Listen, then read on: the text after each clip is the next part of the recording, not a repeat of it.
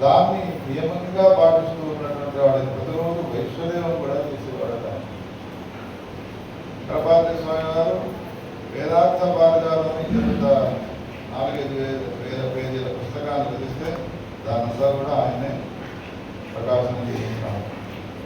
భక్తవత్సల భగవానికి మహాత్ములైనటువంటి వ్యక్తులైన మీరు నా సమీపానికి వచ్చినారు. నేను అడిగే ప్రశ్నకు సమాధానం చెప్పండి. మానవ జన్మ ఇచ్చినటువంటి వాడు ఏ విధంగా మెదులుకోవాలి?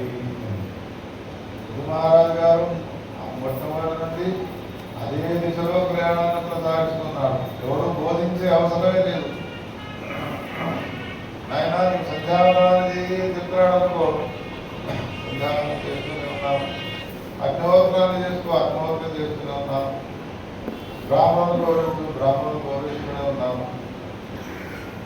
ఇటువంటివి ఏమీ చెప్పినా కానీ అవన్నీ కూడా నేను మృతులను నుండి చేస్తూనే ఉన్నాను. అటువంటి లక్షణం కలిగినటువంటి మృదు మహారాజు ఈ ప్రశ్నలు ఎదురుగానే సనత్ కుమారుడు చాలా సంతోషపడతాడు. సాధు పృష్టం మహారాజా సర్వభూత హితాత్మన భవతా విదుషాచాపి సాధు నామతి రేషి.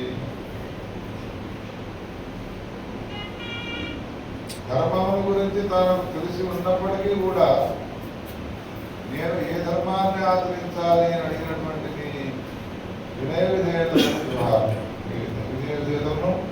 పొగిడి తీరవలసింది. అయినా ధర్మము నిరంతరం నీ చేత ఆచరింపబడుతున్నది. నేనేం చెప్పాలి? అడిగినావు కాబట్టి నేను చెప్తున్నాను అని తాను చెప్పడం ప్రారంభించినాడు. తాను అద్భుతమైనటువంటి రీతిలో ధర్మ ప్రబోధన చేసినాడు.